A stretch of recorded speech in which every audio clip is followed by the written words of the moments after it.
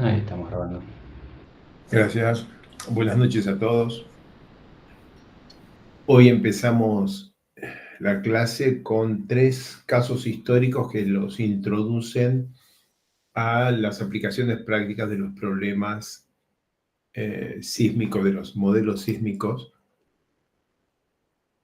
para estructuras y para presas. Vamos a hablar de unos tanques apoyados sobre un relleno, después vamos a hablar de un botadero importante y por último vamos a hablar de la interacción entre un chancador minero y un muro de tierra mecánicamente estabilizada. Vamos a compartir esta pantalla.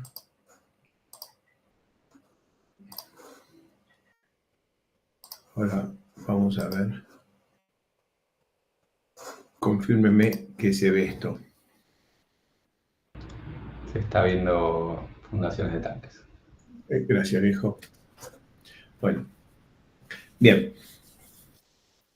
Esto es una obra real, un gran relleno, como 20 metros de altura, que se ejecutó para hacer una gran plataforma y poner una serie de tanques, 18 tanques de lixiviado, o sea, lixiviado en pilas, y todos estos tanques estaban en operación, debían estar conectados entre sí, de manera que la obra consistía en un gran relleno y tanques encima. Esta obra se ejecutó en gran altura geográfica a lo largo del tiempo, con inviernos muy duros con mucha nieve, y cuando se la ejecutó, se rellenó todo encima de lo existente, que incluía suelo natural relativamente competente, pero también lo que ahora estoy sombreando con un láser de un tamaño y forma que nunca llegamos a conocer, que era un botadero arrojado. No un botadero de estéril de mina, sino el material producto de la construcción de un túnel cercano. Se estaba construyendo un túnel y ahí se arrojó material sin controlar. Y sobre eso se hizo este relleno. Como el relleno se hizo a lo largo de un par de años, hubieron muchas nevadas y en algunos lugares se encontró que había quedado atrapada nieve, que había sido empujada por topadoras y había quedado atrapada dentro del relleno. De manera que tenemos 18 tanques muy importantes que tienen que trabajar, unos alimentan a otros en una cadena y que tienen que trabajar en posición bien vertical y conectados con cañerías, son tanques cercanos conectados entre sí con cañerías que tienen relativamente poca capacidad de distorsión. Y entonces, cuando se estaba construyendo la fundación de estos tanques, se notó que todo el relleno, que está acá dibujado, estaba sufriendo asentamientos, en algunos lugares hundimientos considerables. De hecho, hubo un hundimiento local inexplicable e hicimos una calicata, un pozo grande de como 6-7 metros de profundidad y nos encontramos un bloque de hielo. Claramente, durante el verano, si ese bloque de hielo llega a fundirse, produce un asentamiento de superficie muy localizado y fácil de ver. Bien, con estas condiciones hubo que trabajar en el refuerzo de este terraplén y digamos, predicción de cómo iban a comportarse los tanques durante su operación. Los tanques estaban fundados como es típico en los tanques de acero. Lo primero es el relleno general compactado, voy para atrás, todo esto que está de esta línea colorada para abajo, relleno general compactado, suelo compactado de buena calidad. Y sobre este relleno compactado se construyen unos anillos de concreto, de hormigón, que son estos. Este anillo tiene que estar fundado sobre suelo, obviamente competente, y forma una membrana rígida sobre la que se apoyan los tanques de chapa. Una vez que el anillo está construido, se rellena interiormente esto típicamente con suelo compactado, a veces arena compactada, a veces hormigón simple. A veces es más fácil rellenar con hormigón simple que hacer las maniobras de compactación dentro del anillo. Por último, se pone una ligera capa de arena y se pone la chapa de fondo de tanque. Esto es un anillo, una fundación típica de un tanque de acero. El anillo perimetral proporciona rigidez que hace que no haya asentamientos locales en los apoyos de chapa que producirían la bolladura de la chapa del tanque como estructura membranal. Bien, esto es lo que se hace siempre. En este caso, se sabía que había habido un gran botadero con el material producto de la excavación del túnel y se sospechaba que había uno o más bloques de hielo dentro del depósito. De manera que se ejecutaron 5 enormes calicatas a cielo abierto. Lo que se ve acá manchado de negro, y no es más, no tiene más detalle por cuestiones de confidencialidad, lo que se ve ahí manchado de negro son unas calicatas con paredes inclinadas que tenían 14 metros de profundidad, o sea, unas grandes excavaciones dentro del terraplén, donde se pudo medir el grado de uniformidad del relleno y la presencia de suelos de diferente competencia en función de la profundidad. En esas calicatas se hicieron mediciones de densidad in situ, se sacaron algunas muestras con las que se ejecutaron una serie de ensayos triaxiales, pero claro, sobre muestras reconstituidas, o sea, muestras sacadas de las calicatas, llevadas en bolsas al laboratorio. En la calicata también se mide la densidad. En laboratorio se compacta el suelo a la misma densidad que se midió en terreno y se hacen ensayos triaxiales. Para la modelación que vamos a presentar se usó el modelo HS-Small. En las siguientes filminas les voy a mostrar a la izquierda ensayos triaxiales drenados y a la derecha ensayos triaxiales no drenados. La idea es intentar calibrar el modelo HS-Small para que con el mismo juego de parámetros se acerque al comportamiento medido en los ensayos drenados y no drenados. En muchos casos, solo había un solo tipo de ensayo. Por ejemplo, acá solo había el ensayo no drenado que se ve aquí, y esto que se ve es la relación entre tensión y deformación, y esto es el incremento de presión de poros con la deformación, y esta es la calibración de HS-Small para este ensayo en particular. Esto es lo mejor que se pudo hacer. En la línea azul es el modelo, la línea colorada es el comportamiento del ensayo experimental. Recuerden que las rampas de ablandamiento pueden ser muy abruptas cuando se tiene el caso de materiales muy densos porque hay localización de deformaciones en forma de banda de corte. En este caso, por ejemplo, no hubieron ensayos drenados, de manera que lo que estamos viendo aquí es exclusivamente la simulación de un ensayo drenado con los parámetros calibrados para este ensayo no drenado. Pero esto se hizo muchas veces. Acá, por ejemplo, hay ensayos drenados únicamente, con lo que se calibró relación tensión-deformación y cambio de volumen, deformación volumétrica versus deformación axial. Y esto es una simulación, pero no se puede comparar contra ningún ensayo experimental, una simulación no drenada. En este ensayo, por ejemplo, tenemos drenados y no drenados. Esto que están viendo es con un mismo juego de parámetros se calibra HS-Small para reproducir el ensayo drenado y no drenado de un mismo suelo con una misma densidad. Pueden notar que la diferencia más importante, significativa que se ve, es que el modelo numérico no permite predecir esta resistencia al corte no drenada máxima que se observa acá. Esta gran diferencia es producto exclusivamente de esta pequeña diferencia de generación de presiones de poros que ocurre cerca del inicio del ensayo.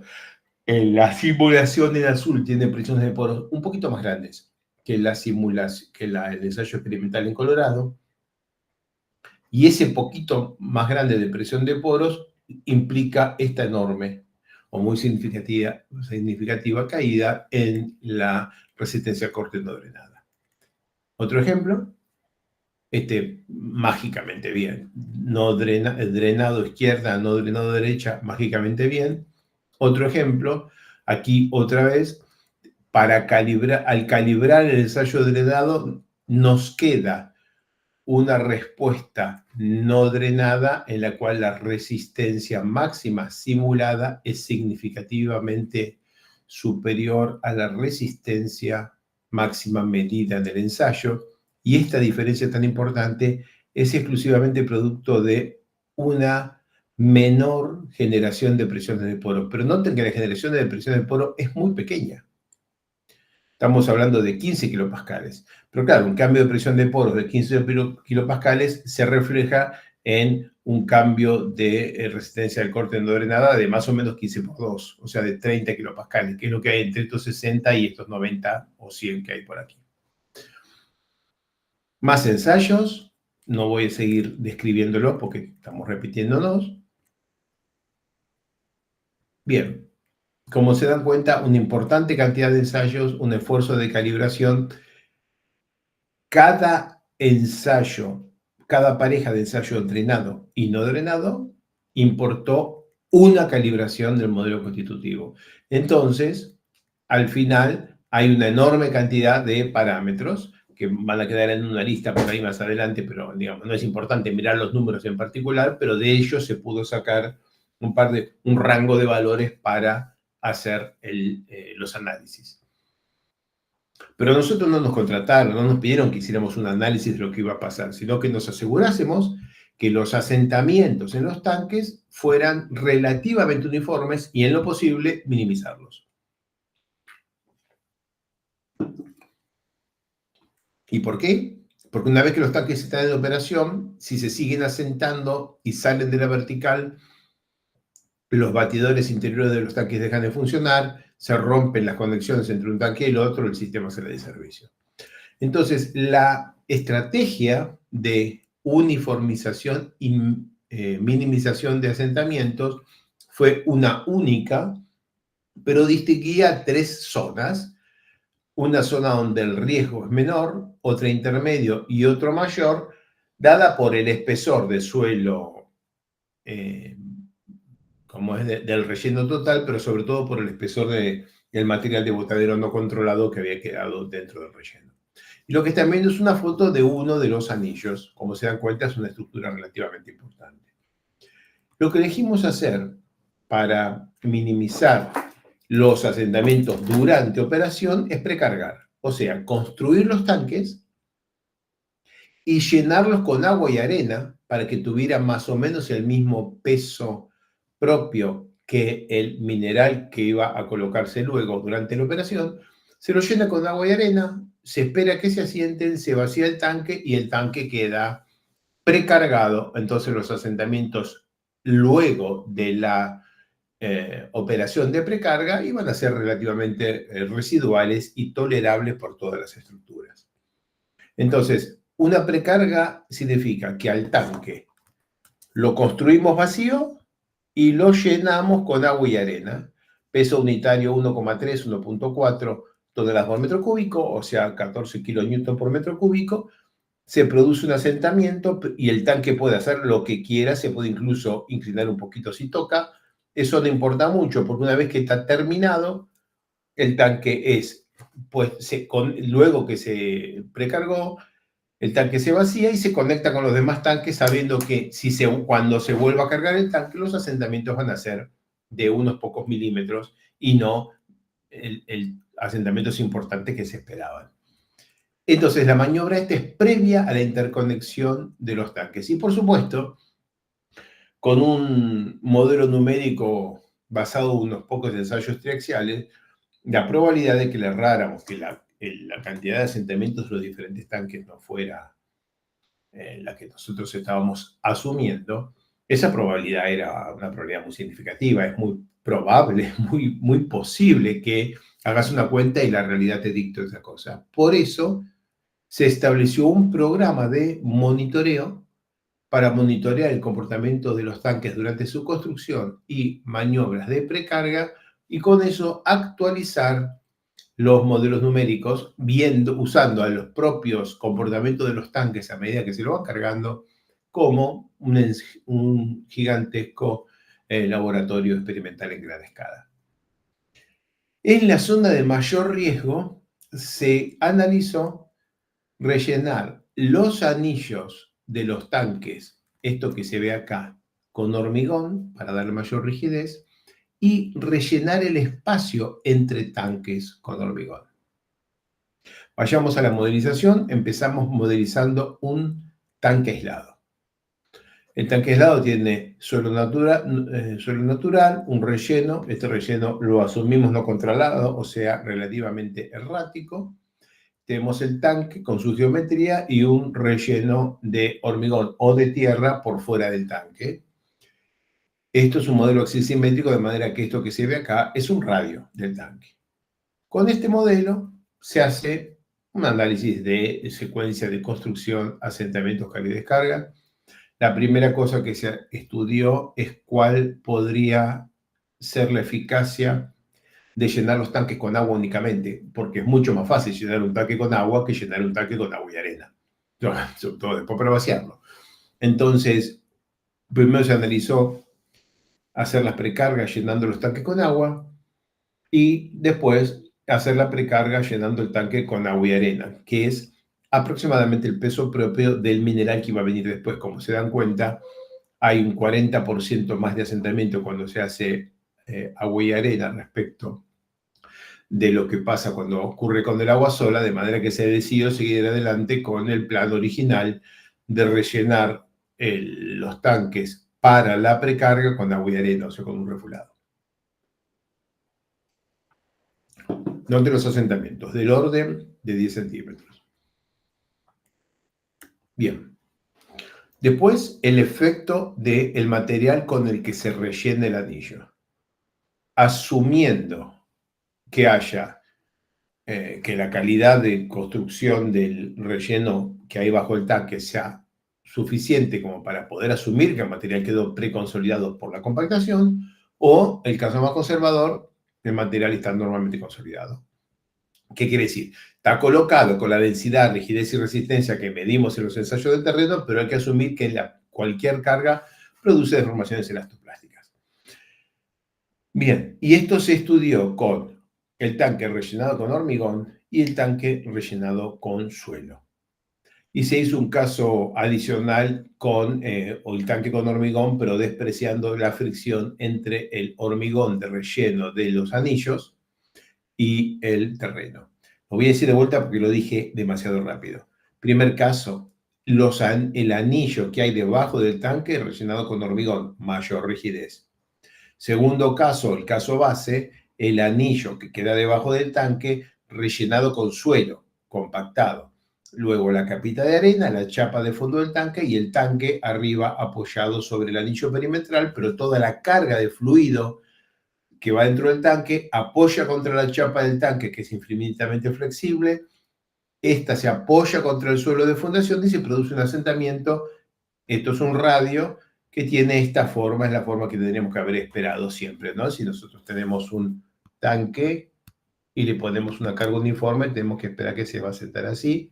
Bueno, acá estamos mirando la mitad porque es un modelo axisimétrico, de manera que estamos viendo la mitad esta. Bien, y aquí, tomando todo esto en cuenta, los asentamientos salían entre 20 y 35 centímetros, o sea, números relativamente significativos.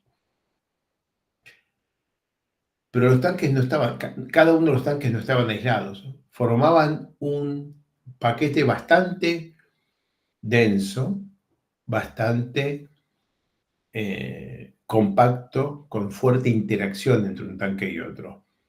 Lo que están viendo con los números 1 al 12 son para identificar los tanques, 1 al 18, pero los tanques son esa cosa verde que está ahí atrás. O sea, estaban casi tocándose uno al lado del otro.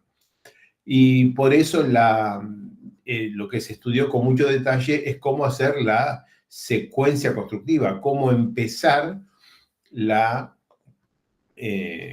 rellenado de los tanques, porque obviamente nunca se pensó en rellenar los 18 tanques con arena y agua, mantener los 18 tanques rellenados y después vaciar toda esa arena y agua y tirarla.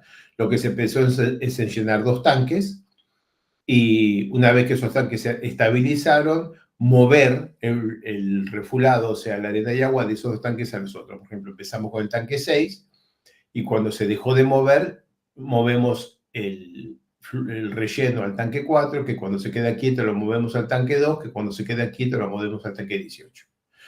Lo del 5 va al 3, al 1 y así. Entonces, se iban haciendo los tanques se van rellenando los tanques en una cierta secuencia. Y esa secuencia fue modelada tridimensionalmente.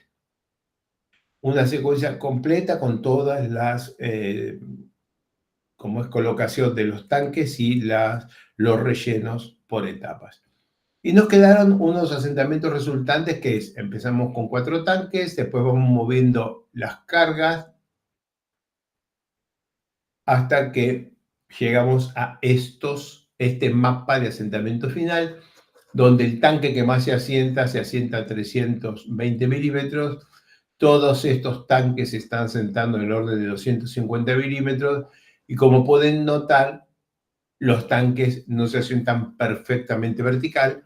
No hemos logrado que el tanque sobre el cual estoy poniendo el láser tuviera una perfecta forma de anillo. Sin embargo, con esta secuencia se logró que razonablemente todos los tanques la mayoría de los tanques tuvieron un asentamiento bastante vertical, suficientemente vertical como para poder ajustar su operación con las tolerancias de diseño mecánico. Por ejemplo, ven este tanque, donde estoy poniendo el mouse, ahora el láser, este tanque, el punto que más se asienta es en el medio, pero ven que la forma circular está más o menos cerca del centro del tanque, igual que en este. Aquí no salió tan bien, porque claramente la diferencia es importante, pero los asentamientos totales son relativamente chicos, estamos hablando acá de 6 a 15 centímetros, lo mejor que se pudo hacer para hacer un tanque que está en el borde.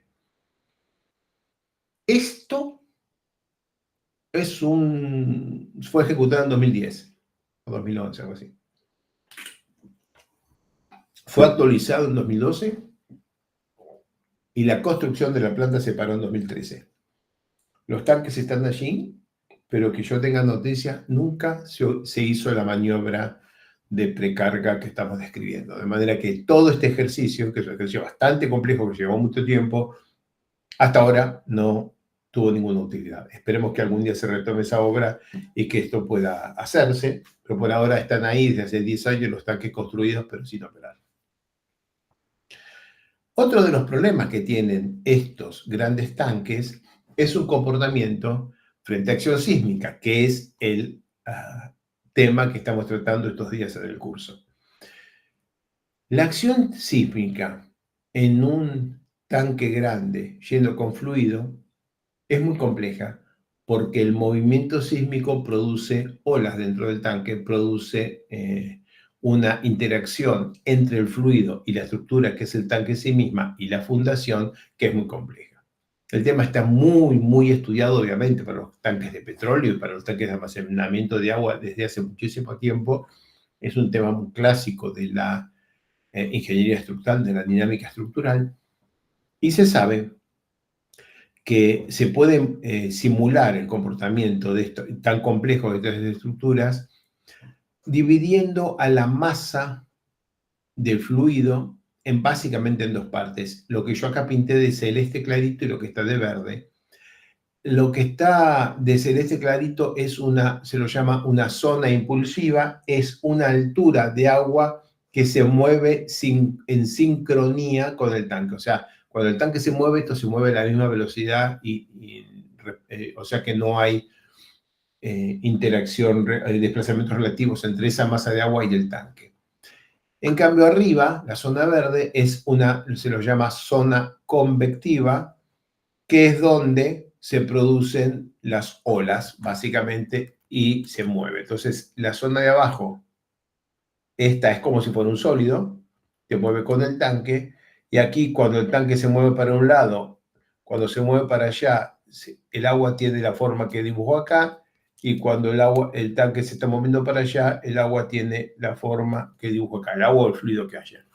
Esa zona convectiva produce obviamente muchísima agitación en el fluido y produce una fuerte disipación de energía, o sea, un amortiguamiento de tipo convectivo, la interacción entre esta parte del fluido y el tanque.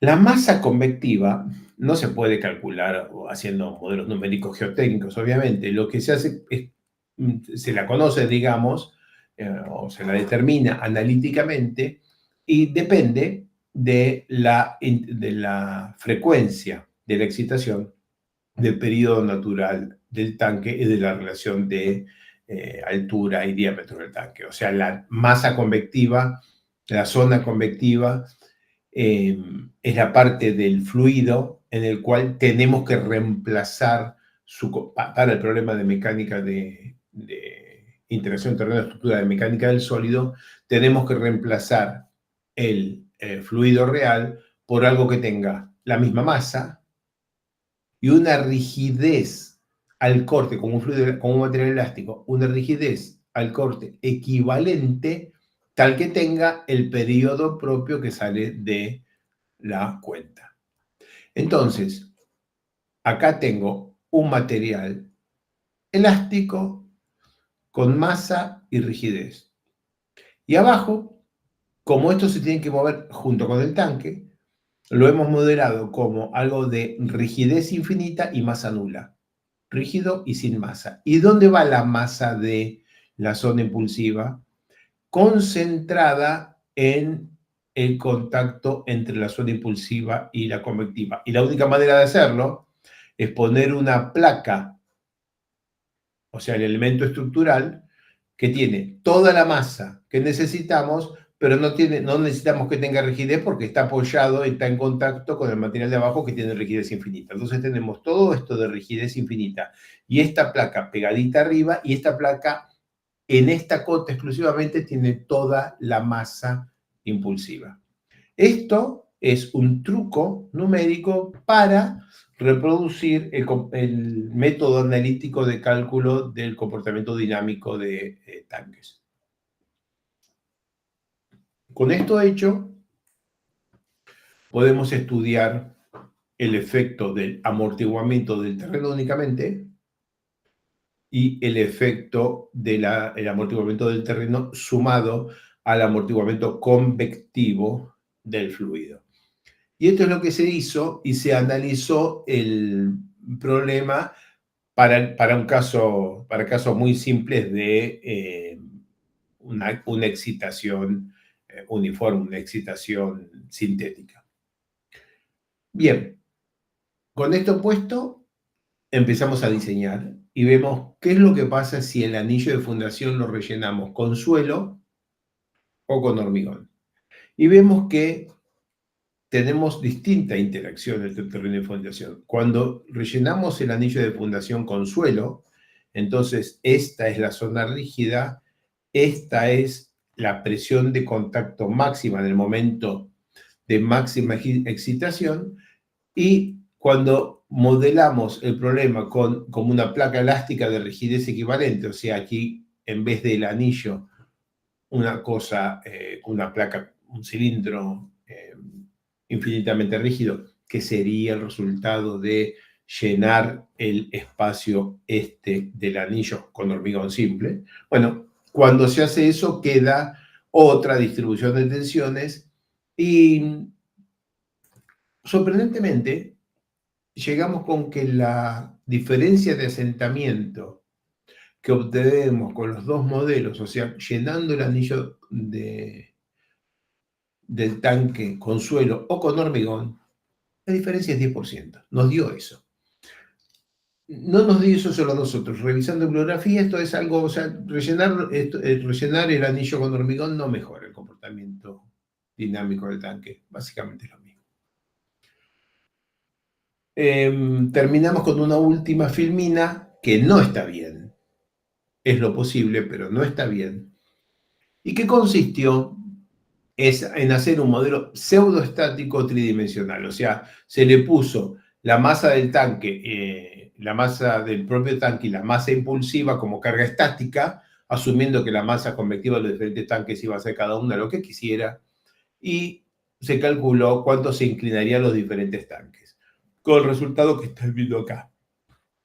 Nunca un modelo pseudoestático hace las cuentas bien, de manera que esta filmina es lo que se pudo hacer en 2010, hoy haríamos otra cosa, pero lo que se pudo hacer en 2010 para estimar si el conjunto de tanques iba a tener algún problema importante en caso de, de que ocurriera el terremoto de diseño.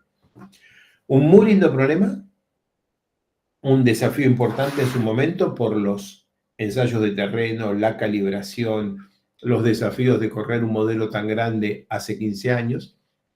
Lamentablemente eso no fue construido, fue construido, pero no fue puesto en operación, así que no tenemos ninguna foto de la cosa operando como para poder compartir con ustedes. Esta es la última filmina de este caso histórico. ¿Quieren comentar algo, consultar alguna cosa, que repita alguna cosa? Aquí estamos.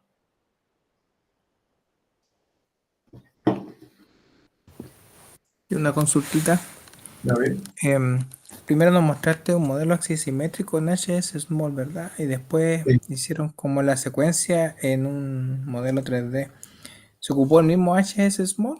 Con la misma calibración. Con la misma calibración. Ah, ok. Van a y la parte dinámica también, ¿verdad?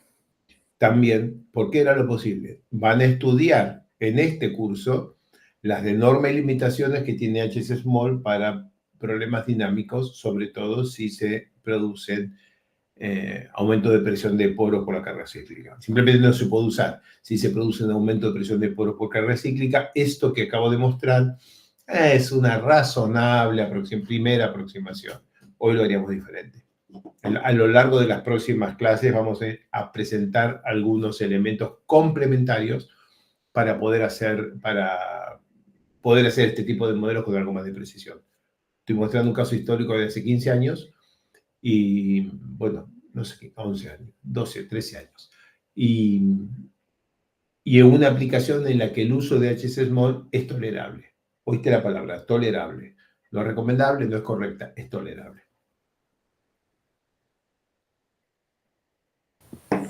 La última pregunta, porfa, Alejo. Al comienzo nos mostraste unas calibraciones de un material, parece que estaba medio denso, porque tenía como una banda de cortes que no te permitían replicar como el softening con el HS Small. Claro.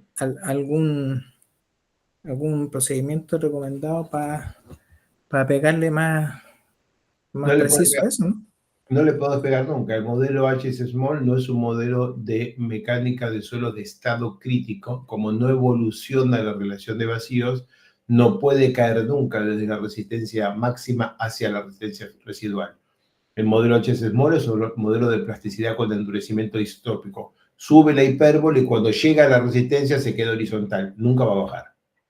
Para que baje, lo que tiene que pasar es que aumente la relación de vacíos, con lo que el ángulo de fricción interna vaya recayendo desde el ángulo de fricción interna máximo, que sea 42 grados, al residual, 31, 33, al del estado crítico. Lo puedes hacer con Camp Clay, lo puedes hacer con cualquier modelo de estado crítico, eso lo vas a hacer razonablemente. Con HS Small, que no es un modelo de estado crítico, no tenés ninguna esperanza. Simplemente es ciego a eso. Vale. Tenemos todo un grupo de 4 o 5 clases sobre modelos de estado crítico para hablar de esto. Que no es esta clase, ¿no? Alejo, ¿podrás repetir la simulación de la zona convectiva y zona impulsiva? Claro. para atrás. Entonces, ¿qué es lo que tenés? La verdad de esto está en los dos dibujos estos que son de... No, fíjate que cometí el error de no poner la referencia de un libro de ingeniería estructural, ¿no? Pues este es el tacho, y asumiendo que el tacho en sí mismo es rígido, o sea, que el tacho no se abolla, que ya es una hipótesis, cuando vos sacudís este tacho, la manera de reproducir el complejo comportamiento que hay ahí adentro, la manera más simple es hacer una línea horizontal en algún punto y a la parte de abajo asumirla como sincronizada con el movimiento del terreno. O sea, si esto se mueve 0,1 metro por segundo, esto también se está moviendo 0,1 metro por segundo en el mismo momento en la misma dirección. Liñita imaginaria y toda una zona arriba donde se hacen olas, básicamente. ¿Está? Eso es, digamos, una simplificación que funciona muy bien. Entonces tenemos una masa impulsiva y una masa convectiva. La masa impulsiva va con el terreno, la masa convectiva baila su propia música. El cálculo de de cuánto es la masa impulsiva y la masa convectiva, cuál es uno y cuál es otro, depende de el diámetro del tanque y la relación entre altura y diámetro. Para estos tanques de 18 metros de diámetro, con diferentes alturas de fluido, no de tacho, ¿no? Del tacho de chapa no importa, cuánto está de lleno el tanque, te da un periodo que tiene esta forma y que se te plancha 4,41 segundos, es el periodo con el que se plancha la estructura completa. Con este dato que sale de esta cuenta, con este dato es que tenés que calcular la rigidez de lo verde, que lo tenés que poner como un modelo elástico lineal. Porque necesita tener una rigidez, esta zona, para que tenga el periodo propio que es lo que tiene el tacho real. Entonces, con eso se calcula la rigidez equivalente. Y la zona impulsiva, como tiene que moverse con la base en sincronismo, simplemente le pone rigidez infinita y masa cero. ¿Qué quiere decir rigidez infinita y masa cero? Obligás a todo que se mueva junto. ¿Dónde va la masa del fluido que no está puesta acá distribuida? Por cómo se hace la cuenta en el modelo de 2 grados de libertad, por cómo se hace la cuenta, esa masa hay que ponerla en la línea. O sea, el procedimiento analítico que divide en zona impulsiva y convectiva, a la zona impulsiva la asigna con un único grado de libertad, con toda la masa del fluido en la zona impulsiva puesto en la cota del contacto. ¿Y cómo simulamos eso en Praxis? Bueno, pusimos un disco ahí para separar, que solamente tiene rigidez de 100 pesos. Podría haber sido de aire, podría no haber nada, porque toda la masa quedó acá. ¿No es cierto? Podría haber quedado simplemente vacío. Solo que algo que hacer, ¿no? Porque no le de arriba quien lo sostiene. Y arriba lo que tenemos es algo que baila, un material elástico como si fuera una gelatina, que está bailando de arriba. Eso es lo que hicimos. Sólido, verde, con rigidez muy baja para que baile. Membrana de chapa, placa, azul, con masa. No te importa su rigidez porque está pegada nodo a nodo a todo un disco celeste clarito que tiene rigidez infinita. Así que a vos no te importa el EJ de esa placa, nunca va a alaviarse de ninguna manera. No tengo las fórmulas encima, no creo que tenga ningún sentido que desarrollemos la fórmula de estos, las encontrás. Y esto es todo lo que hicimos para poder predecir el comportamiento. Y funcionó. Y después sacudimos el terreno en un modelo 3D. Te das cuenta que es un modelo 3D de un solo tanque. Porque Ok. con estos cilindros abajo y arriba no puedes hacer 2D, ¿no? Si lo haces axisimétrico, no puedes poner fuerzas horizontales. Así que era un 3D de un solo tanque.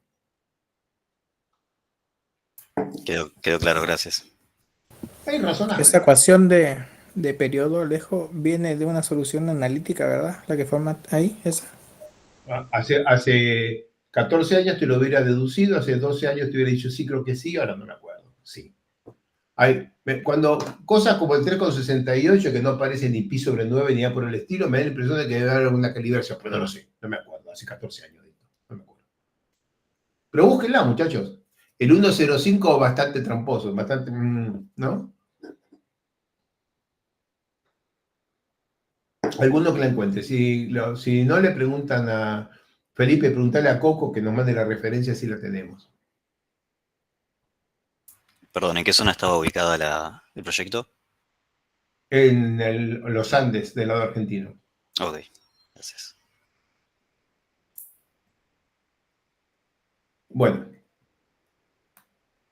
vámonos a otro proyecto.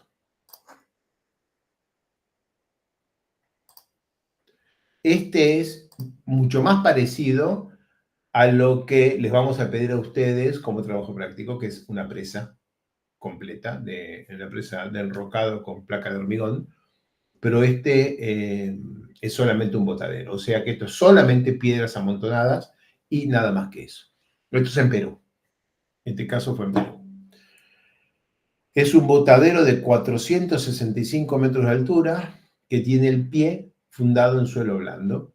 O sea, hay un problema en el pie del botadero. Y además, ese suelo blando, baja conductividad hidráulica, o sea, baja permeabilidad, el agua freática que te fluye por dentro del botadero, cuando quiere salir, te está fluyendo y te está cargando hidráulicamente justamente el suelo blando. Entonces, ahí había que diseñar un sistema de drenes en el pie, simular la secuencia constructiva de este enorme botadero, tirarle unos cuantos terremotos a ver si la cosa se deforma, se cae poquitito, pero no que se venga todo abajo, que se caiga completo.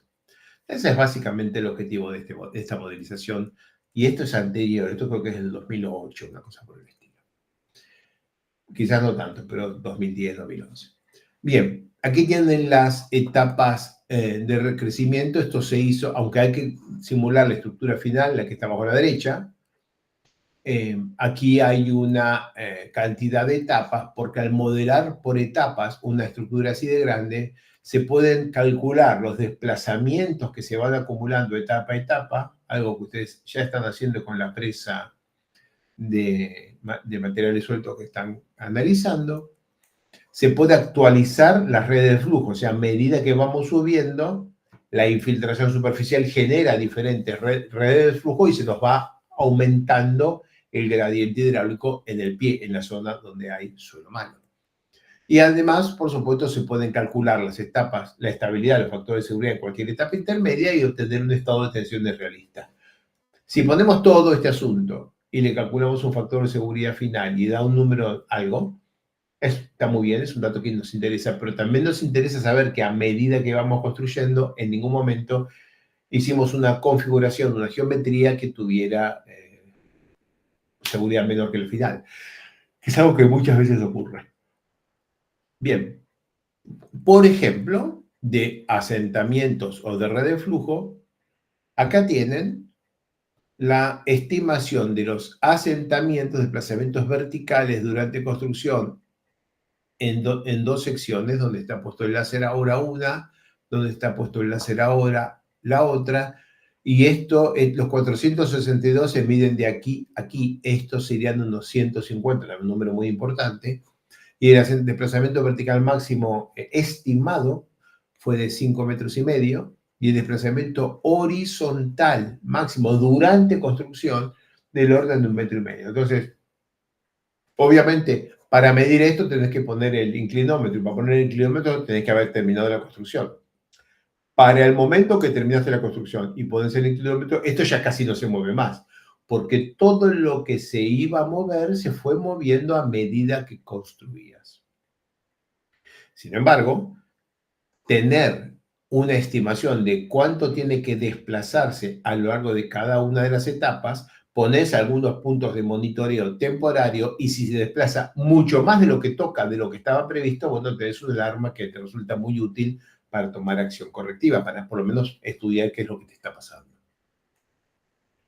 En esta filmina mostramos el efecto de unas redes de filtración para dos diferentes drenes en el pie. Un dren más grande, otro dren más chico, que generan redes de filtración que en esta escala se ven básicamente iguales, pero no lo son. Aquí el agua llega mucho más cerca del pie del talud que aquí. Y sin embargo, esto no se materializa en cambios serios del factor de seguridad, en este caso y para estas etapas, porque en ambos casos el modo de falla está chiquitito acá y es en realidad la falla solamente del banco inferior. Y es en ambos casos es lo mismo, la falla del banco inferior, y la única diferencia entre uno y el otro es que hay un poquitito más de presión de filtración porque el agua está un poquitito más cerca. O sea que no se ve en estos análisis una diferencia de comportamiento con estos dos muy diferentes drenes de pie. Pero esto es algo que lo sabes después que haces la cuenta, ¿no? Antes es imposible de predecir. Esta es la parte estática. Y ahora, lo interesante de esto de esta presentación es el análisis sísmico. Hace 15 años hicimos una corrida con solo 2 registros, escalonados al mismo PGA, y los 2 registros eran muy parecidos en contenido de energía, de manera que terminaron teniendo una intensidad de áreas prácticamente la misma. 2.37 contra 2.30 metros por segundo. Así que tenemos 2 terremotos que tienen el mismo PGA, o sea, la misma aceleración máxima del punto de máxima en el instante de máxima aceleración, y la misma energía, o sea, básicamente la misma área bajo la curva.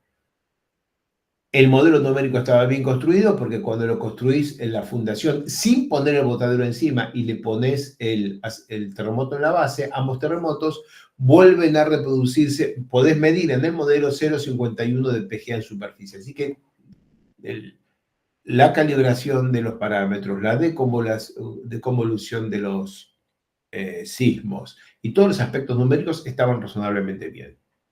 Y los 2 terremotos tienen el mismo PGA y la misma, básicamente, intensidad de áreas. Son sismos casi iguales.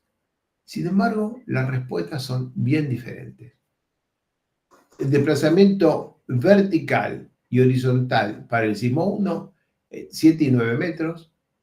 Para el sismo 2, 3 y 4 metros. El doble. 2 terremotos iguales. Con la misma PGA, con la misma aceleración máxima, con la misma área bajo la curva medida por intensidad de áreas. Uno te produce un asentamiento de 7 metros y el otro de 3. Uno te produce un desplazamiento horizontal de 9 metros y otro de 4. Esto nos pasó antes del 2010, cuando corríamos 2 terremotos. Ahí aprendimos y dejamos de hacer esto y empezamos a correr mucho más terremotos. Hoy, típicamente, cuando tenemos un problema de esto, le corremos 25 o 30 terremotos bastante diferentes a cualquier problema serio para reducir el riesgo de no comprender cuál es el comportamiento posible, ¿no?, de nuestra estructura. Hay 6 secciones, 1, 2, 3, 4, 5, 6 secciones acá. Y algunas tuvieron un comportamiento muy razonable y otras se movieron mucho. Aquí tenemos, vayamos primero a la sección 5 del sismo 1, sismo 2, desplazamientos verticales, distorsiones, sismo 1 y sismo 2. Sismo 1, básicamente falló el talud con desplazamiento de 9 metros. O sea que esto se bajó 7 metros y se movió, el punto más que más se movió a la derecha 9 metros. Sección 6, que es la otra sección, la que está acá abajo. Desplazamientos verticales, cuando algo se mueve así mucho vertical, te está indicando un problema de estabilidad de taludes. Y acá lo tienen marcado. Esto aquí es una cuña de empuje pasivo y esto que se movió para la derecha porque activó el suelo blando que quedaba bajo la fundación del sismo, del botadero. La mayoría de los terremotos no activó esto, pero este terremoto produjo esto. ¿Qué es lo que diferencia a un terremoto de otro? Que uno llega a activar o llega a poner en falla al suelo blando que está en el pie del botadero y el otro no. Entonces, solo eso genera una diferencia muy, muy importante. Noten que estamos hablando de desplazamientos de 8 metros en esta sección y 2, 1,5, 1,6 en otras secciones similares. La sección 5, voy para atrás, la que acá está azul gorda. Este es un análisis drenado. Este es un análisis no drenado. Así que para ambos se obtiene un comportamiento similar en dos secciones diferentes. Vayamos a esta sección 6 y miren la cuña que se moviliza cuando asumimos que ocurre un terremoto en condiciones drenadas, se aumentan las presiones de poros dentro de la masa y existe una resistencia al corte no drenada residual. Esto no significa licuación. La resistencia al corte no drenada residual puede ser muy importante, pero estamos haciendo un análisis no drenado. En este análisis no drenado, con resistencia al corte no drenada, nos queda esta enorme cuña con un factor de seguridad relativamente bajo y que tiene un patrón de deformación que está claramente localizado. Se cizalla aquí en empuje activo y se mueve como bloque rígido todo el triángulo que queda más abajo. Vayamos rápidamente por todas las secciones para que miren el comportamiento que producen los dos terremotos sección por sección. Les recuerdo, dos terremotos que tienen el mismo PGA y la misma intensidad de áreas. Sección 1, y en la sección 1 hay desplazamientos verticales, ¿no? Hay muchos más desplazamientos en el sismo 1 que el sismo 2. Sección 2. Déjenme, están chiquititas las escalas, pero esto está entre 0 y 7 metros, y la zona de 7 metros es solamente fallas de estabilidad de taludes locales, ¿no? Lo mismo acá, todos los bordes de banco, el extremo talud de la berma se nos van cayendo, y tenemos asentamientos del orden de los 6 metros en esos puntos, pero el resto, esto, que es un asentamiento vertical, pero no una falla, es del orden de 2 metros, que para una cosa que tiene 150 metros de altura es un valor muy chico. Bueno, es un valor completamente tolerable. Acá tenemos otra sección, y otra vez, el terremoto 1 parece estar produciendo malas noticias sistemáticamente peores que el del terremoto 2. Terremoto 1 arriba, terremoto 2 abajo. Sección 5, noten acá que aquí se llega a movilizar una cuña, o sea, una falla de talud que aquí no se ve. Esto mismo se ve acá en los contornos de deformación. Este es el contorno de deformación que produce el sismo 1 en la sección 5, y como se dan cuenta, llega a despertar toda una cuña de deslizamiento, una inestabilidad global. ¿Es una inestabilidad completa? O sea, ¿se cae todo el cerro? No. El desplazamiento que estamos midiendo es del orden de 6-8 metros, que es una falla. Claramente se va a ver y la van a sacar una foto satelital, pero no implica necesariamente que se cae todo el cerro. Lo que sí implica es que el método de elementos finitos basado en deformaciones infinitesimales en posición indeformada llegó a su capacidad predictiva. Con un desplazamiento de 10 metros aquí y una altura en este sector del orden de 40 metros, el desplazamiento debido a la altura es del orden del 25%, ya estamos completamente fuera de lo que es la mecánica del continuo de deformaciones infinitesimales, que en la práctica significa el cálculo en posición indeformada. Estas limitaciones, digamos, de cálculo no permiten trabajar con este nivel de deformación. Lo voy a decir de vuelta a ver si lo digo más prolijo. la distorsión asociada a un desplazamiento de 10 metros en una cosa de 40 metros de altura está por fuera del rango admisible para la mecánica del continuo de deformación infinitesimal, que cuando se traduce a método de los elementos finitos es cálculo en posición indeformada con descomposición aditiva, deformación elástica y plástica. Lo que vimos en la clase 1 de geometría numérica 1. Aquí nos hemos salido, para este caso, nos hemos salido de la zona de confort de la herramienta que estamos empleando. Las distorsiones, 200 por 10 a la menos 3, esto no es 100%, o sea, esto es 0,2, ¿no? 0,2 o 20% para gamma, para distorsión. Son valores que están fuera de la deformación infinitesimal que usamos como herramienta de cálculo. Sección 6, drenado y no drenado, desplazamientos verticales. Cuando le corremos el terremoto, sismo 1, sismo 2, a la sección 6 en condiciones drenadas, tenemos un asentamiento. O sea, la construcción esta se asienta una cierta cantidad. Cuando lo hacemos no drenado, lo que tenemos es déjenme dibujar, una zona donde el desplazamiento, ¿por qué no lo quiere hacer?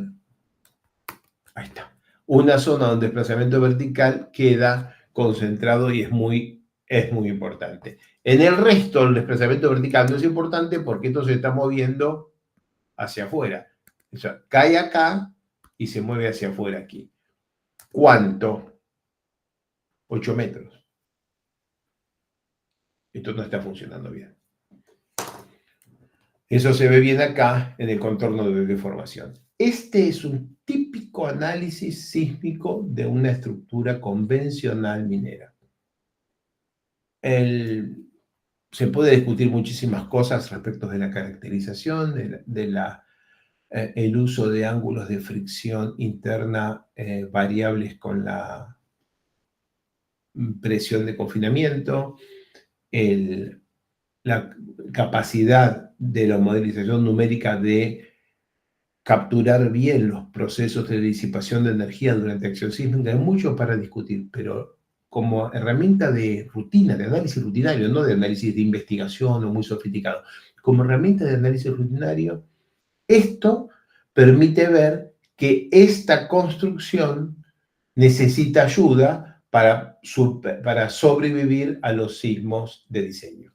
Lo que están viendo, desplazamientos de 8, 9, 10 metros, no sería un problema que se te mueva un botadero en un gran terremoto. El problema es que el suelo blando de fundación alcanza a fallar y mueve como cuerpo rígido todo el pie en este caso. Y este material va a fallar en condición no drenada, de manera que este modo de falla que estamos describiendo acá, con esta cuña movilizada, no es imposible. Y esto es el resultado de un análisis numérico relativamente convencional, sin mucha sofisticación, ni numérica ni de ingeniería. Esta es una presentación relativamente corta que muestra un caso muy práctico, muy de rutina. No sé si quieren hacer algún comentario adicional sobre esto o alguna pregunta.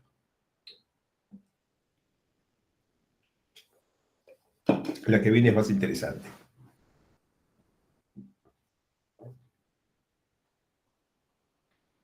¿Están ahí o los perdí?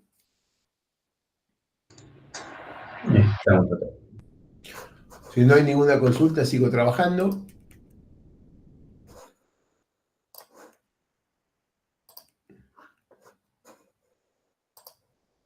Y vamos a este precioso problema, que es la interacción entre un enorme muro de tierra mecánicamente estabilizado, o sea, muro de georillas, y un chancador, que es una estructura de concreto, de hormigón, rígida y bien grande. ¿Qué es esto? Un enorme edificio. Por arriba los camiones le tienen que echar mineral en forma de grandes bloques a una equipa que tritura esto y hace el chancado primario, o sea, reduce grandes bloques en tamaños que pueden ser procesados luego por toda la cadena de procesos de la planta de procesos de una mina. Entonces, este camión está por echar mineral aquí a la tolva y va a caer dentro del chancador. Este muro vertical es la cara del muro TEM y todo esto que hay atrás es un macizo que interactúa contra el muro TEM. De manera estática esto es simplísimo, no tiene ninguna complejidad. Pero el problema es el comportamiento sísmico. Entonces, el planteo del problema. Tenemos un muro TEM. TEM es tierra estabilizada mecánicamente, un muro de georillas de aproximación para alimentar un chancador. Y lo que se pide es cómo van a interactuar durante el terremoto el chancador y la estructura del chancador y el material que está detrás. Punto 1. Durante la construcción del muro TEM, el muro se va a deformar. Al deformarse, ¿va a tocar la estructura del chancador? Esa es la pregunta 2. Para eso hay que simular la secuencia constructiva, estimar asentamientos y desplazamientos horizontales durante construcción y ver la interacción entre la estructura de tierra y la estructura de hormigón, de concreto. También era objetivo de este estudio estimar las deformaciones, o sea, los desplazamientos durante operación y el comportamiento sísmico de esta construcción. Vamos a la sección y esta cosa tenía esta pinta. Acá está la enorme estructura del chancador y aquí atrás todo esto que se ve acá son flejecitos horizontales y todo un relleno de tierra. El relleno de tierra está al ladito, pero no tocando a la estructura. Y la estructura puede bailar y el relleno de tierra puede bailar durante el terremoto. El relleno de tierra tiene deformaciones y puede llegar a tocar la estructura. Ahí hay una zona intermedia que es muy chica. Y esto lo hemos modelado de dos maneras totalmente diferentes. En una, el material, el relleno de acopio que luego se va a volcar dentro del chancador fue modelado como un sólido. O sea, de hecho es tierra apoyada ahí. Y en la otra fue modelado exclusivamente como carga. ¿Por qué? Porque esto aporta, además de carga, aporta rigidez y resistencia y aporta capacidad de disipación de energía. Y como esto se coloca y se saca todo el tiempo durante la operación del chancador, no se puede analizar el comportamiento de esta interacción dando por sentado que este material va a estar ahí arriba, aumentando la resistencia, rigidez de este material, pero sobre todo en sí mismo aportando su propia resistencia y rigidez. Estudiamos la posición del stockpile, que es esta pila, desde no tenemos nada a tenemos en diferentes tamaños y más adelante o más atrás respecto del muro. Como ven acá, el láser es donde empieza este depósito, este material acopiado, está sobre roca, aquí ya está tapando toda la zona de relleno posterior y aquí ya está directamente hasta el borde del chancador. Acá están en chiquitito las solicitaciones de extracción en la geogrilla. Está muy chiquitito, pero acá se ven en azul oscuro cuánto eran las solicitaciones de extracción que aparecían en la geogrilla para determinadas posiciones del material de acopio que tengo acá arriba. Si la distancia del depósito de stockpile era una determinada, los desplazamientos que se producían entre el muro entre la cara del muro y la parte posterior, no del muro, sí, del muro TEM, entre la cara del muro TEM y su parte posterior, son desplazamientos relativamente de cuerpo rígido. Pero cuando le pones encima el chancador, no el chancador, perdón, el stockpile, la pila de acopio, muy cerca, acá se producen deformaciones dentro de la propia zona rigidizada. Si el desplazamiento horizontal que se produce por la acción de esta carga es menor que el gap, la distancia que se definió entre la pared vertical de tierra estabilizada mecánicamente y la estructura de hormigón. Si este desplazamiento horizontal es menor, entonces la pared de tierra reforzada no toca a la estructura de hormigón. Entonces las georillas entran en carga. Pero si el desplazamiento fuera muy grande, la pared de tierra se apoya contra la estructura de hormigón y entonces ya es la estructura de hormigón color azul la que está sosteniendo la tierra que hay detrás y las georillas no aumentan su carga. Ya se mueven como cuerpo rígido y no tienen una carga significativa. Y eso se ve de abajo para arriba. En la zona de abajo, que el desplazamiento horizontal es relativamente chico, las georillas no llegan a tocar. Y entonces las georillas están en carga porque no hay nadie que les ayude. Y toda la zona de arriba, la que está de verdecito claro en este esquema, el desplazamiento horizontal es tal que el muro queda en contacto con la estructura azul y las georillas básicamente no tienen carga. Aquí hay una cuestión numérica que quiero mostrarles y es la influencia de incorporar interfaces, elementos de interfaz arriba y abajo de cada una de las georillas. Primero, al simular el acopio, que en inglés es stockpile, al simular el stockpile como un sólido, él en sí mismo aporta rigidez. Entonces, no es solo una carga que deforma el muro, sino que, por ejemplo, si dibujáramos una superficie de potencial de deslizamiento, tendría esta pinta y seguiría por adentro de ese otro material que está dibujado. Entonces, por ejemplo, podría tener una pinta como esta. Pero todo esto, acá arriba, tiene cohesión de fricción. Pues no tiene cohesión, tiene fricción, pero tendrá 36, 38 grados y, por supuesto, afecta al resultado de los cálculos. Entonces, si ponemos acá arriba esto como un sólido, nos aporta rigidez y nos disminuye el asentamiento producido por la acción sísmica. ¿Por qué? Porque las ondas sísmicas llegan a esa masa, mueven la masa se plastifica, disipa energía y menos energía va a amplificarse y hacer aplaudir a la estructura de hormigón contra el muro de tierra reforzada. Miren el comportamiento de la interfase entre georillas.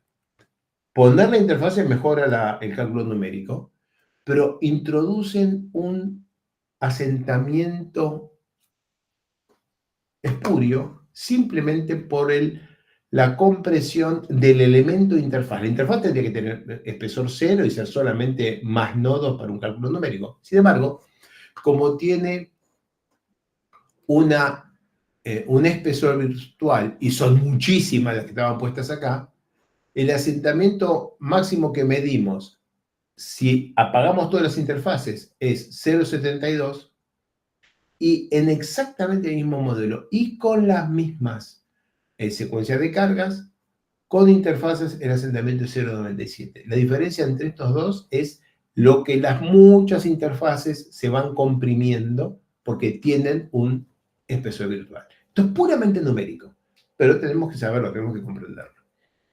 Vayamos a la acción sísmica, hasta la última filmina de este muro, de este chancador.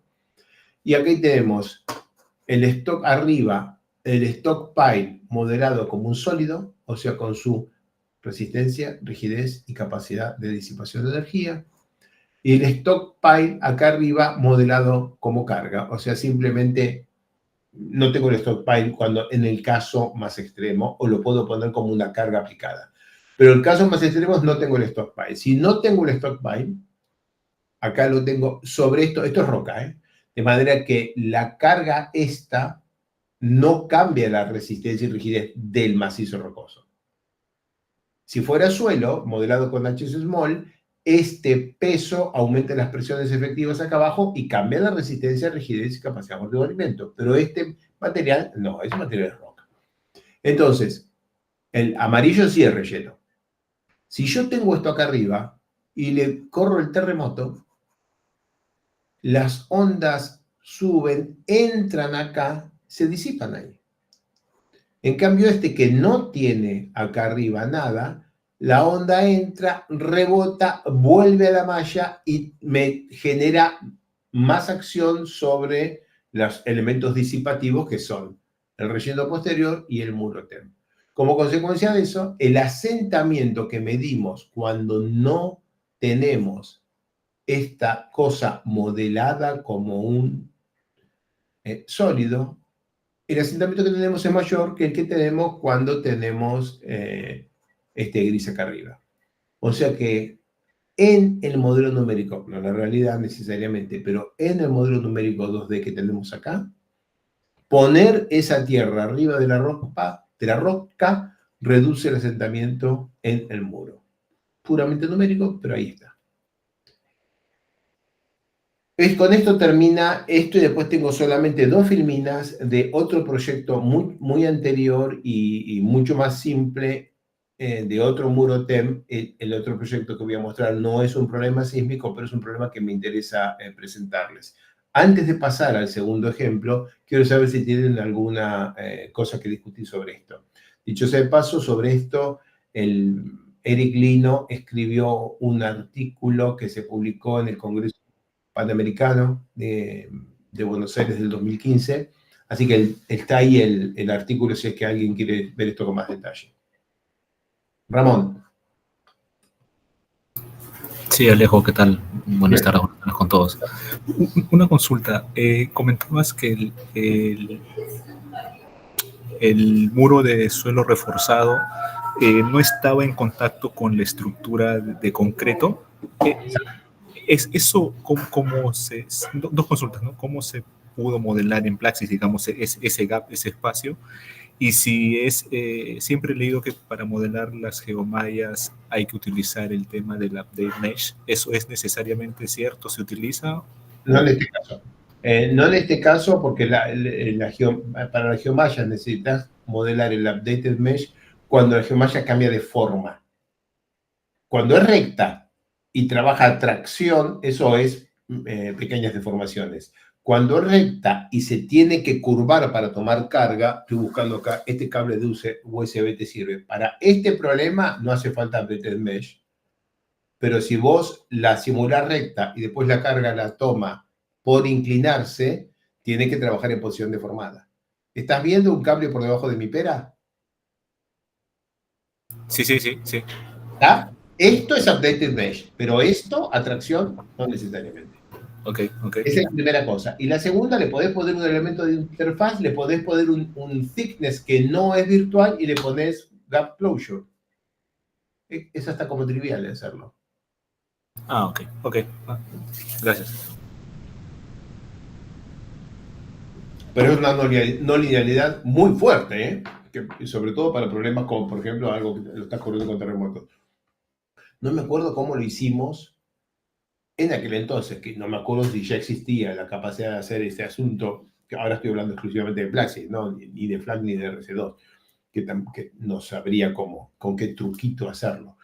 Pero bueno, el truco aparte, tenés que intentar que las estructuras no se estén tocando, porque si no la carga mecánica que le pones al muro de concreto para que se coma todo ese relleno atrás es enorme. Si las vas a poner en contacto, ¿para qué poner las geogrillas?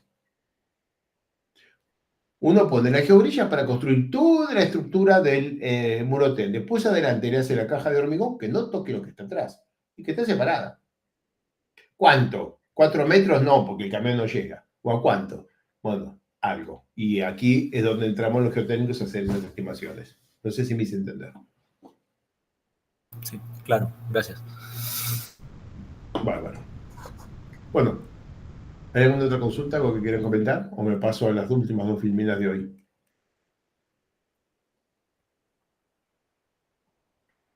Paso. Bien, este fue un proyecto que sería del 2006, 2008, no me acuerdo, una cosa así, 20 años. Lo que están viendo es una malla en el programa Plaxis 3D Foundation, que era un Plaxis 2D al que le permitían hacer extrusiones en planos horizontales. Por eso ven estos planos así horizontales. Miren el brutal tamaño de los elementos en la zona lejana, lo chiquita que era la malla y el tamaño de los elementos en la zona cercana. ¿Y cuál era la discusión aquí? Es que se instalaban unos pilotes y se construía una platea para apoyar un chancador antes de construir el muro TEM. Y todo esto estaba apoyado sobre un botadero viejo. O sea, un botadero de mucho espesor, se le instalan pilotes, se code la platea y se corre el muro TEM. ¿Cuánto se va a mover el terreno por la construcción del botadero? ¿Y cuánto se puede distorsionar? Este proyecto trajo un montón de problemas porque el asentamiento que estaban teniendo que tuvo el botadero por el peso adicional del relleno que se ve acá en la mitad de atrás fue muy significativo. Fue mayor de lo esperado. Afortunadamente, el asentamiento máximo, esta es la posición deformada que se obtuvo, el asentamiento máximo fue menor que las tolerancias de construcción que teníamos. O sea, sobrevivió, pero fue una cosa muy preocupante. Y todo esto, digamos, es lo que tenía que pasar por la secuencia constructiva elegida y por el haber tenido digamos, la instalación de los pilotes, todo embebida dentro del propio material del botadero. Había un material relativamente peor más abajo que produjo algunos inconvenientes adicionales, o sea, algunos asentamientos adicionales por arriba de lo esperado. Pero lo más interesante está en el dibujo de acá abajo a la derecha. Lo que están viendo es en el plano de la punta de los pilotes las presiones de contacto y cómo el pilote pinchaba de alguna manera, como corresponde, la punta de un pilote pinchaba el suelo que tenía alrededor. No llegaba a tomar toda la carga que el pilote mecánicamente podía tomar, porque todo el espesor de terreno en donde estaba el pilote se consolidaba, aunque es un material muy grueso, pero se comprimía. Todo lo que había debajo de los pilotes también se comprimía por el enorme peso del muro TEM. El muro TEM acá está representado en este modelito por todo esto que está acá atrás. Todo esto es la cosa de 20 y pico metros de altura y acá estaba la estructura. Se hicieron dos de estos. En el primero se hormigonó la losa cuando se estaba construyendo todo, se produjeron distorsiones y quedamos muy cerca de violentar los criterios de admisibilidad de máximas distorsiones estructurales. ¿Qué se hizo en el segundo? Se instalaron los pilotes, pero no se hormigonó la losa. Entonces los pilotes se movieron todo lo que se quisieron mover por la construcción del muro TEM, y cuando el muro TEM estaba arriba se hormigonó la losa. Entonces no quedaron en la losa las deformaciones que son las que producen en las solicitaciones estructurales. Miren la diferencia de secuencia constructiva. Instalo los pilotes, hormigono la platea, hago el muro TEM. La platea queda al borde del infarto. Opción 2. Instalo los pilotes, pongo el muro TEM, hago la platea. La platea queda libre de cargas, porque todas las deformaciones se produjeron antes de la construcción de la platea. El desplazamiento en los pilotes inducido por el asentamiento del relleno, o sea, por la carga del propio muro TEM, terminó dando desplazamientos verticales con la profundidad de hasta 100 milímetros y de desplazamientos horizontales, o sea que se corrían de la vertical los pilotes de más o menos 40 milímetros. No parece muchísimo, pero un pilote que tiene 2 metros de diámetro, le impones un desplazamiento horizontal de 40 milímetros con una distribución de vertical relativamente desfavorable y genera solicitaciones estructurales que eran muy, muy comprometedoras. Salió bien, pero estuvimos muy cerca de que nos hicieran un gol con el primero de las dos fundaciones.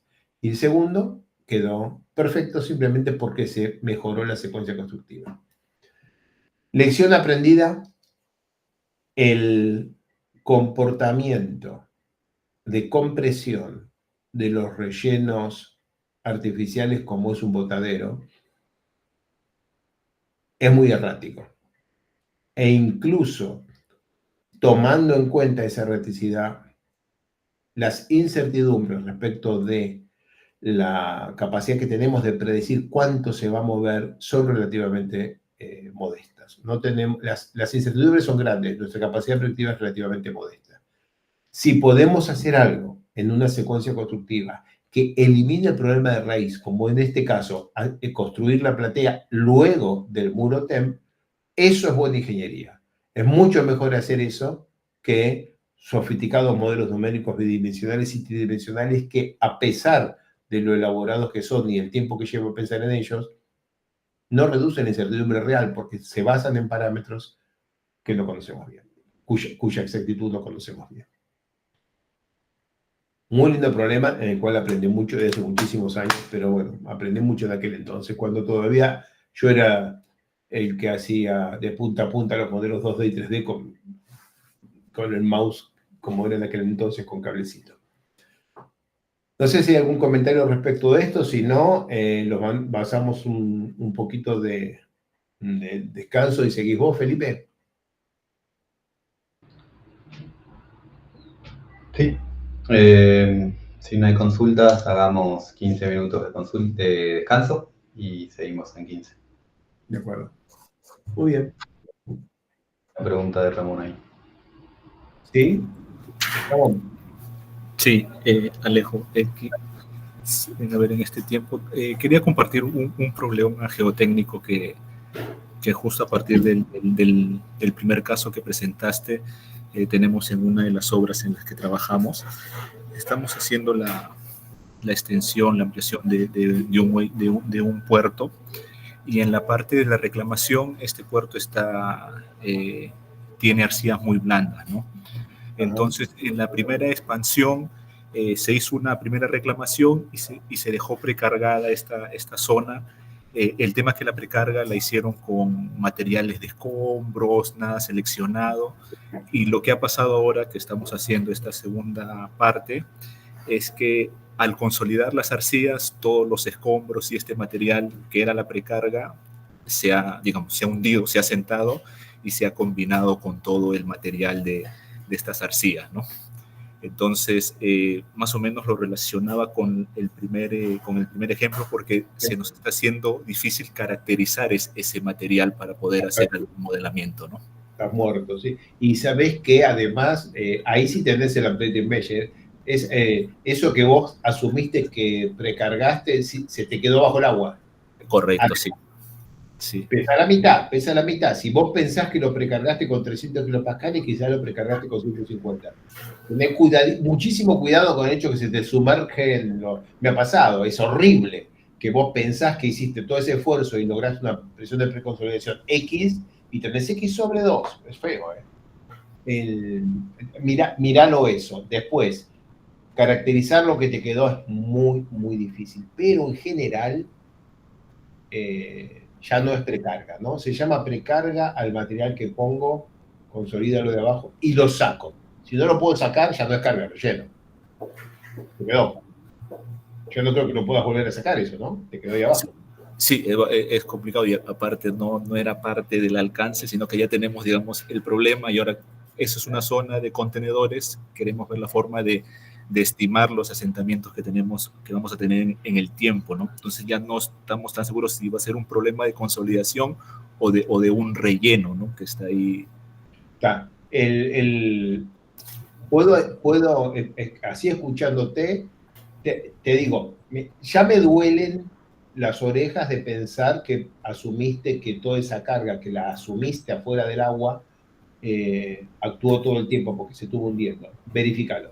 Y la segunda cosa es, lo que haya quedado, es muy poco probable que ese relleno, por malo que sea tan malo como las arcillas típicas de lecho marino en aguas tranquilas, digamos.